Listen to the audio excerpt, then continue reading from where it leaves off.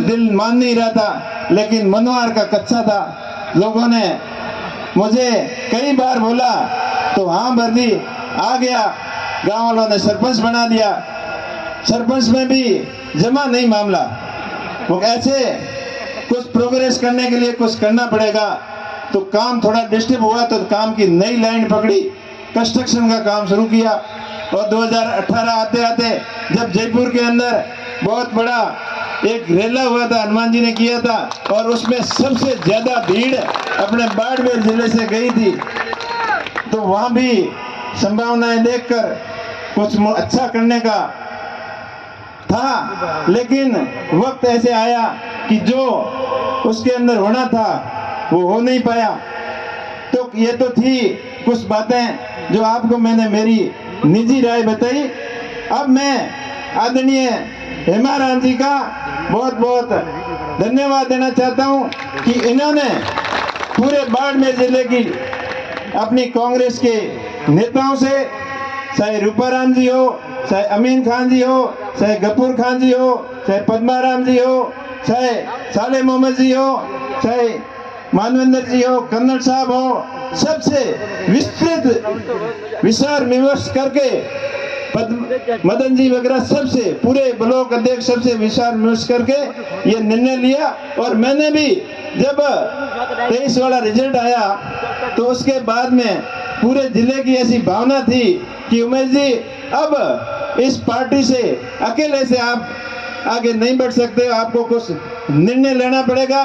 तब आम लोगों की, आम जन की ये भावना थी कि आप कोई बड़ी पार्टी पकड़ो। तो मैं तो शुरू से ही कांग्रेस पार्टी से अपने ज्यादा परिवार, समाज, छत्तीसगढ़ के लोग शुरुआत में कांग्रेस से जुड़े हुए थे, तो और अपनों के साथ में रहना ज्यादा पसंद किया, और ये फैसला पूरे जिले ने सहर्ष स्वीकार किया।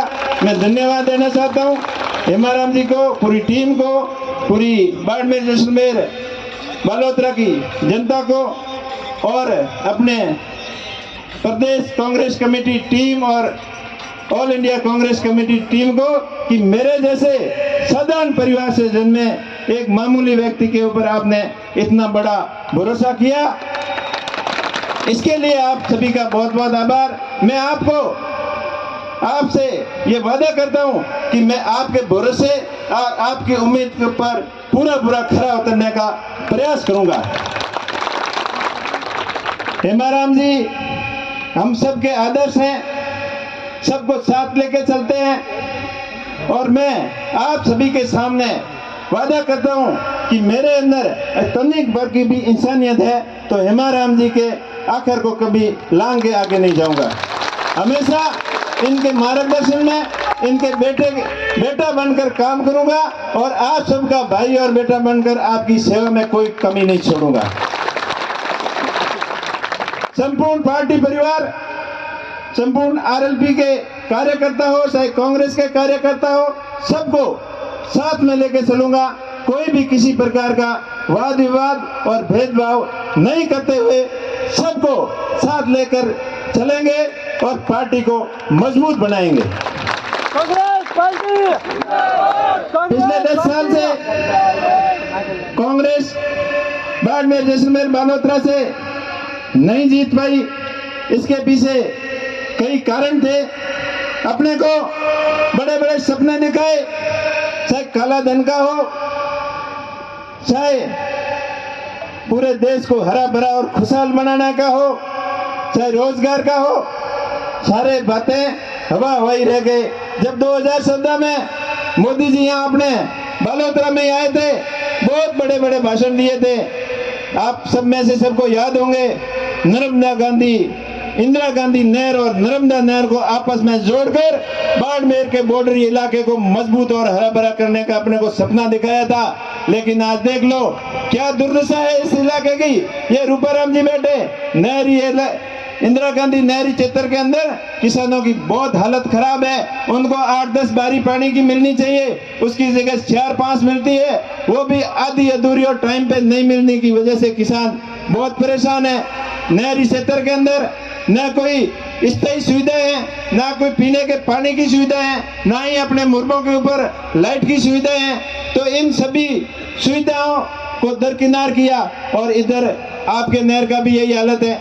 हेमाराम जी के इनके प्रयास से, कांग्रेस पार्टी के प्रयास से, इंदिरा गांधी के सपने से ये नहरें तो जरूर बनी, लेकिन अब इनकी जो बनी है उनकी भी व्यवस्था बराबर नहीं है। किसानों को कई बार पानी के लिए धरने के ऊपर बैठना पड़ता है और संघर्ष करके अपना हक लेना पड़ता है, और वो भी कभी कभार तो मिल जाता है और कभी कभार नहीं भी मिलता है।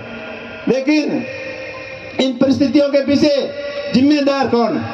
वो 2 करोड़ रोजगार कहाँ गया? और किसानों की बात कर रहे थे 2023 तक किसानों की आय दुगनी करेंगे, लेकिन 2023 आके चला भी गया और वो उस मुद्दे को भटकाने के लिए नए नए जुमले लाने की कोशिश कर रहे हैं। आज किसान परेशान है, एमएसपी का मामला हो, चाहे आय दुगनी का मामला हो। मेरे को तो ऐसा लग रहा है कि आय दुगनी का तो पता नहीं, लेकिन किसानों का खर्चा जरूर दुगना हो गया। टाइम से बिजली नहीं आती, बिजली के वोल्टेज पूरे नहीं आते और हर तरीके से किसान परेशान है। और दूसरा जो सबसे बड़ा माही बांध का जो मामला था, अभी ताजाराम जी बता रहे थे, ये बात मोदी जी ने भी वहां बताई थी कि आपकी लूणी नदी को नदियों से नदियों जोड़ने की स्कीम का जो सपना अटल बिहारी जी ने दिखाया था, लेकिन इन्होंने उसके ऊपर काम नहीं किया, खाली बातें की।